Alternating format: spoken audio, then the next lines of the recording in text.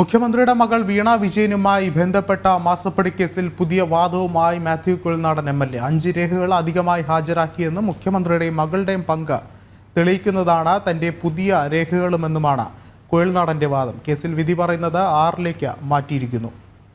കൂടുതൽ വിവരങ്ങളുമായി അഖിൽ പാലോട്ടുമടം ചേർന്നുണ്ട്. അഖിൽ, വീണ്ടും വളരെ ശക്തമായ തെളിവുകളുമായാണ് മാത്യു കുഴൽനാടൻ MLA രംഗത്തെത്തിയിരിക്കുന്നത്. എന്തൊക്കെയാണ് അദ്ദേഹം പ്രധാനമായും ചൂണ്ടിക്കാട്ടുന്നത്? മാസപ്പടി വിവാദം കോടതി പരിഗണിച്ച് കൂടുതൽ തെളിവുകൾ സമർപ്പിച്ചതിനു ശേഷം ഇപ്പോൾ മാത്യു കുഴൽനാടൻ മാധ്യമപ്രവർത്തകരെ കാണാനതിൽ താൻ ഇന്ന് കോടതിയിൽ സമർപ്പിച്ച 5 രേഖകൾ മാധ്യമപ്രവർത്തകർ സർക്കുലേറ്റ് ചെയ്തുകൊണ്ടാണ് അദ്ദേഹം മാധ്യമപ്രവർത്തകരെ കാണാൻ തന്നെ തയ്യാറായത്. പ്രധാനമായും പറയുന്നത്, ഒന്ന്, കേന്ദ്ര സർക്കാർ സ്വകാര്യ മെയിലിംഗ് പാട്ടക്കരാർ റദ്ദാക്കണമെന്ന ഒരു നിർദ്ദേശം നൽകി അത് സർക്കാർ അട്ടിമറിച്ചു. KM നൽകിയ പാട്ടക്കരാർ റദ്ദാക്കണമെന്ന മൈനിങ് ആൻഡ് ജിയോളജി ഡയറക്ടർ അട്ടിമറിക്കപ്പെട്ടു.